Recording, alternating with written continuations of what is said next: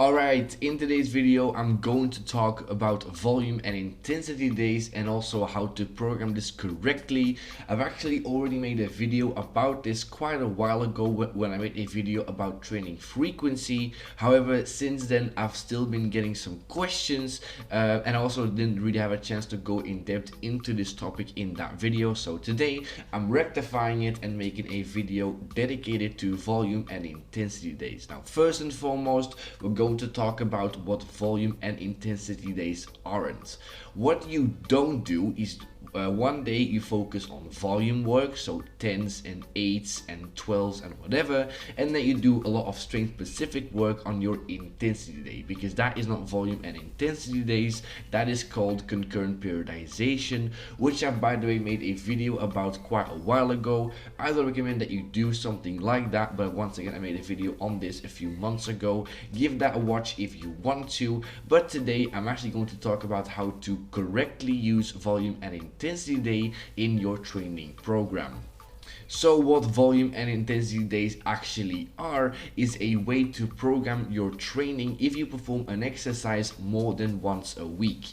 This only applies to intermediates, since at that point in time you really have to differentiate between two sessions if you perform an exercise, once again, more than once a week. Let's say that you do your squats, your dips, or your pull-ups twice a week. You can either go for a heavy day and a light day, which I'm going to make a video about very soon, or you can do a volume and an intensity day, which I'm going to explain in this video. Regardless of what approach that you choose, the focus of that week's work will always be in one of those two workouts. When you choose a volume and an intensity split, you end up with a volume day and an intensity day. So on your volume day, you're going to do the vast majority of your weekly volume, and so the weight will be lighter in order to allow you to do subsequent sets with the same weight. And then on your intensity day, you'll only do a very small amount of volume with slightly heavier weight. Both of these sessions will progress as you go through your training block. However, the main focus of this split is going to be your volume day. Your intensity day is only there to do a very small amount of work with slightly heavier weight, but you keep the recovery cost of that workout very low in order not to jeopardize your progress on your volume day, which once again is the main focus of this split.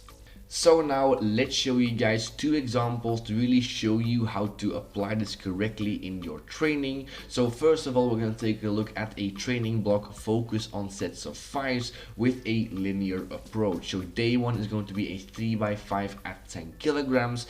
Day 2, one top set with 12.5 kilograms. So in this example, you can clearly see that you do the vast majority of your weekly volume on your volume day, and the intensity day is just one top set with slightly heavier weight, but definitely nowhere near a 5 rep max. This is your baseline that you set on week 1, and then you can choose to overload this whichever way you like. You can add 1.25 or 2.5 kilograms to all of these sets every single week and progress that way. You can also add in working sets on your volume day as well, but you can choose to do this whichever way you like. But the main thing, once again, is to really focus on that volume day, increasing weight, increasing working sets if you want to, but really keep the intensity day very low volume but still slightly heavier weights. And then the second example is going to be once again focused on sets of 5, but here we're gonna do a wave approach. So day 1 of the first week is a 3x5 on 60%, and then the intensity day is going to be a set of 5 with 62.5%. Then we're going to add 10% to all these percentages for the week 2, and then week 3 is going to be our heaviest week, once again adding 10%. Ending up with a 3x5 on 80% on day 1, and then a top set of 5 on 82.5% on day 2. Just like on the first example, you see that we do the vast majority of our training volume on week 1, and that we're working with a top set on our intensity day. Now here you can really clearly see that we go nowhere near 85% or a 5 rep max even on our intensity day. We're just doing a slightly heavier set but only keeping it to 1 top set. And that is how you use intensity and volume days correctly in a training program that is going to work long term. Once again, it's not the case that we're gonna do like 8s, 12s and 10s on our volume day, and we're gonna do very strength specific work on our intensity day. You can do that maybe as a beginner, but once you become intermediate or advanced, this simply will not work for you. So I say form good habits the first time and don't do things that aren't gonna work long term.